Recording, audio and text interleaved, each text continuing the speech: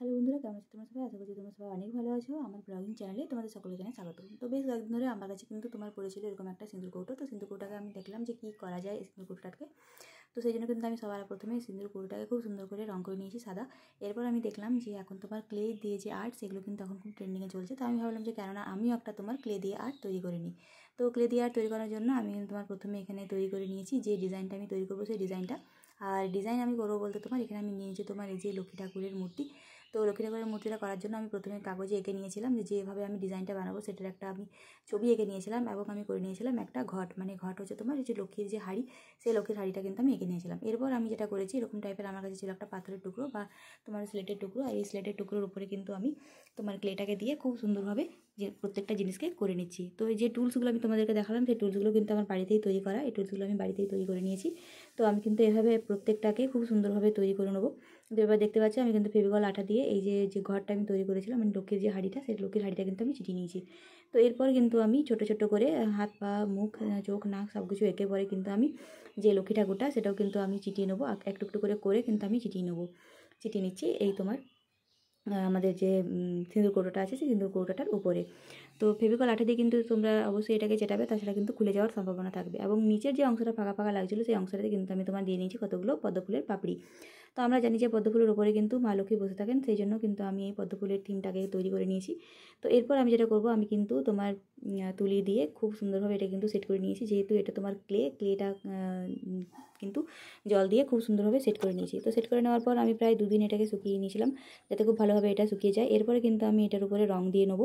তো শুকানোর পরই কিন্তু তোমরা রংটা দেবে, ভেজা অবস্থায় কিন্তু রংটা একদমই দেবে না। তো প্রথমে আমি যেটা করছি, স্কিন কালার দিয়ে কিন্তু আমি মুখ এবং হাতগুলোকে খুব ভালো করে রং করে নিয়েছি। এরপর আমি যেটা করব, যে আমাদের লক্ষ্মী ঠাকুর কিন্তু বধূরূপে আমি তাকে এখানে দেখিয়েছি। তো তাই জন্য কিন্তু আমি একদম লাল রঙের একটা শাড়ি তৈরি করে নেবো, লাল বেনারসি শাড়ি যেটা, সেটা আমি তৈরি করে নেবো। তো শাড়িটা কিন্তু আমার রং করা হয়ে গেছে, মালাটাকেও আমি সামান্য লাল করে নিয়েছি। এরপর পায়ের যে নুপুর এবং হাতের যে বালা এবং তোমার গলার যে বালা, সেইগুলোকে কিন্তু আমি গলার যে হার সেটাকে কিন্তু আমি গোল্ডেন কালারে রং করে নিয়েছি। এরপর আমি কিন্তু চুলটাকেও খুব সুন্দরভাবে রং করে নিয়েছি।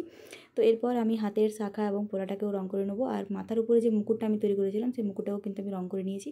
তো এরপর এই যে দেখো, ভেতরেও কিন্তু রাখবো হচ্ছে তোমার লাল রঙের যেহেতু সিঁদুর, সেই জন্য কিন্তু আমি ভেতরটাকেও লাল রঙের রং করে নিয়েছি, যাতে কিনা আমাদের এটা দেখতে খুব সুন্দর লাগে। তো এরপর আমি যেটা করবো, দেখো আস্তে আস্তে কিন্তু আমি পুরোটাকে প্রায় রং করে নিচ্ছি।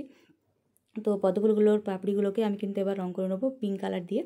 তো এরপর আমি এটাকে কিন্তু শুকানোর জন্য রেখে দেবো। এরপর যে ঢাকনার ওপরটা কিন্তু আমি একটু ডিজাইন করে নিয়েছি, ওপরটা ফাঁকা ফাঁকা লাগছিল বলে আমি পদ্মফুল তৈরি করে নিয়েছি।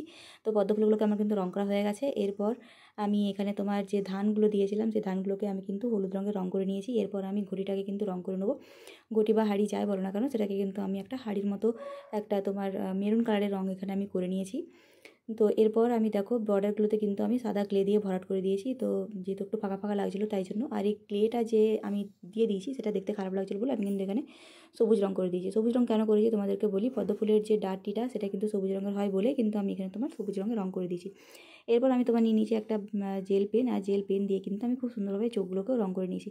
তো প্রথমে আমি ভাবলাম যে চোখগুলোকে ফোটাবো, তারপর আমি দেখলাম যে না, চোখগুলো ফোটালে ভালো লাগছে না, সেই জন্য আমি কিন্তু আবার সেই কালারটাকে মুছে আমি কিন্তু চোখ বন্ধ অবস্থাতে যে সিঁদুর পরে সেইটাকে আমি এখানে তোমার লুক দিয়েছি। তো একটু আইলাইনার লাগিয়ে দিয়েছিলাম এখানে ওপরে, আইলাইনার ঠিক না, মানে তুলি রং দিয়ে কিন্তু আমি আইলাইনারের মতো করে দিয়েছিলাম।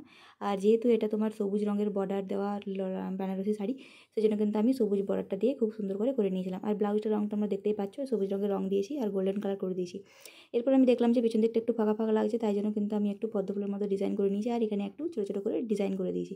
তখন আর মাথা কাজ করছিল না, এতটা কাজ করার পর সত্যি বলতে একবার ভেঙে আরেকবার করাতে খুবই ড্রেস লাগছিলো। তো আমি দেখলাম যে ডিজাইনটা আমার মাথার মধ্যে এসেছে সেই ডিজাইনটা আমি এখানে তোমার করে নিয়েছি। তো এইভাবে দেখতে পাচ্ছ খুব সুন্দরভাবে কিন্তু তৈরি করা হয়ে গেছে। এরপর আমি কিন্তু আরেকটু ছোট্ট ছোট্ট করে ফুলের মতো করে দিয়েছি, মানে যে ডিজাইনটা মাথায় এসেছে সেটাই আমি করেছি। তোমরা চাইলে কিন্তু এখানে অন্য ডিজাইন করতে পারো।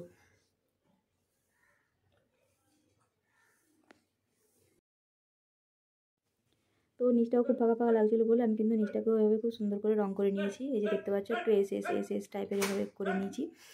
আরও একটু ফাঁকা ফাঁকা লাগছিলো বলে এগুলোকে আমি কিন্তু একটু কালার করে নিয়েছি, যাতে একটু দেখতে একটু সুন্দর লাগে তাই জন্য।